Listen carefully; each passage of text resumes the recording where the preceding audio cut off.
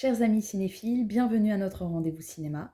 Aujourd'hui, je vous propose de découvrir un film passionnant sur l'univers de la poétesse, librettiste, dramaturge, essayiste, romancière et traductrice autrichienne Ingeborg Bachmann. Le film retrace 6 ans de sa vie, les 4 ans qu'elle passa en couple avec l'écrivain suisse Max Frisch et les 2 années qui suivirent leur séparation.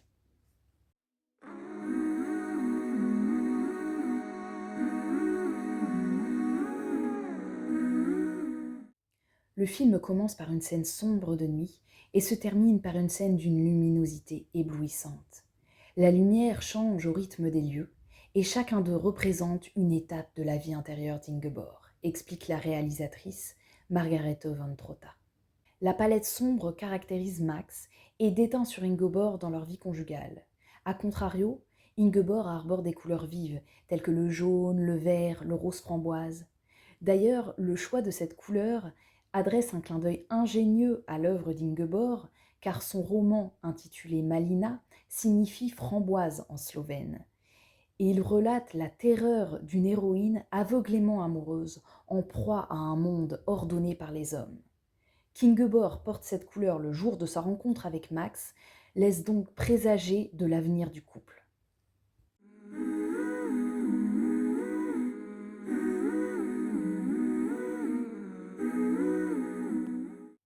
La palette se transforme en tableau.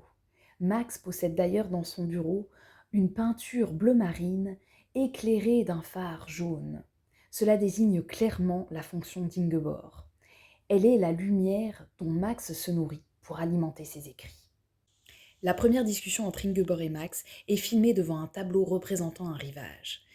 La partie cadrée derrière Ingeborg représente plusieurs personnes à terre devant une mer calme et des embarcations stables, là où au contraire la suite du tableau cadré derrière Max introduit un couple au bord d'une falaise devant des eaux agitées secouant les bateaux.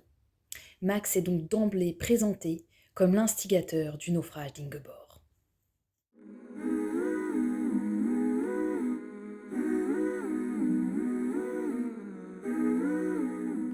Mais malgré leurs divergences, Ingeborg se laisse porter par son romantisme. Et cet aveuglement l'empêche de déceler les véritables intentions de Max. Lorsqu'il déclare avoir besoin d'elle pour travailler, ça la flatte, parce qu'elle n'a pas encore compris qu'il voyait en elle un objet d'étude pour son prochain roman.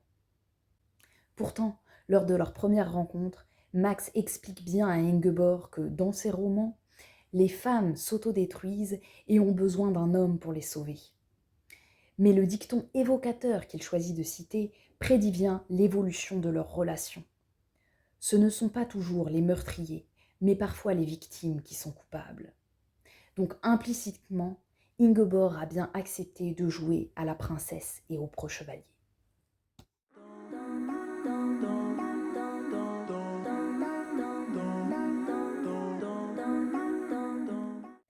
Pour Ingeborg, le fascisme est au cœur de la relation entre l'homme et la femme. Leur vie de couple témoigne d'ailleurs d'un manque de respect mutuel.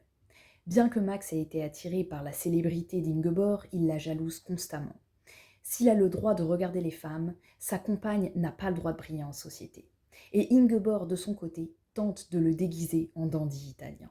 C'était d'ailleurs au cœur de la problématique de la réalisatrice qui se demandait si deux écrivains pouvaient s'entraider ou si au contraire ils étaient incapables d'éviter la rivalité. Et on voit d'ailleurs bien que leur divergence intellectuelle empêche toute cohabitation. Là où Ingeborg a besoin de liberté et de rêve pour créer, Max recherche ordre et réalité.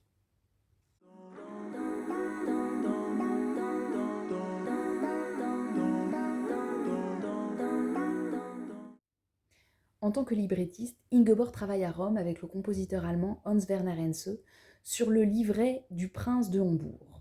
Cet opéra, avec ses deux univers mélodiques, représente la relation entre Ingeborg et Max.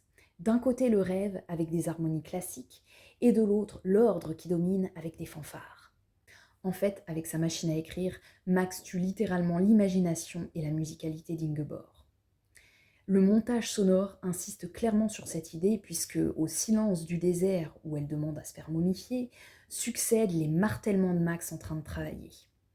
Au bruit des cachets qu'ingurgite Ingeborg se mêlent les incessants coups de téléphone de Max. Le montage son indique donc clairement que l'incapacité d'écrire et la dépression d'Ingeborg viennent de l'oppression exercée par Max.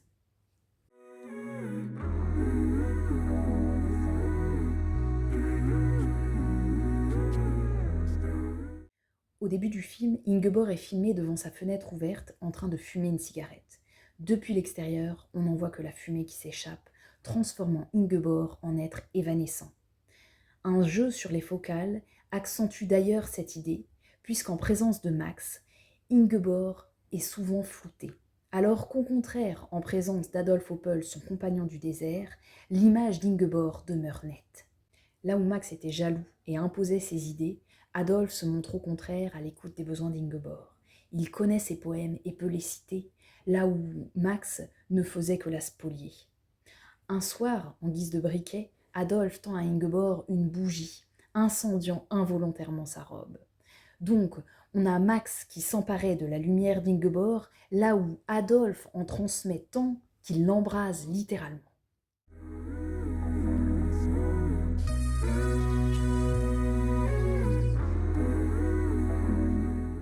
L'utilisation de flashbacks permet à la réalisatrice d'avoir deux chronologies distinctes. L'une dans le désert qui commence par la dépression et aboutit dans la liberté, et l'autre avec Max qui commence dans l'euphorie et s'achève tristement. D'ailleurs, le film est scindé en deux parties égales par une scène où Ingeborg explique sa pièce radiophonique Le bon Dieu de Manhattan.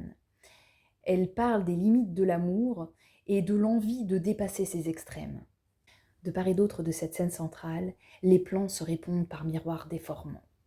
Les promesses de bonheur se transforment en lamentations. Les coups de téléphone se taisent au profit des violons. À l'ouverture du film sur le cauchemar d'Ingeborg, où elle reculait jusqu'à disparaître, succède la clôture où, aussi vaporeuse qu'un mirage, elle approche son visage, dévoilant un regard ardent. Ainsi Ingeborg passe de l'évanescence à l'incandescence, et de ses vers devient l'incarnation fidèle. Toute personne qui tombe a des ailes.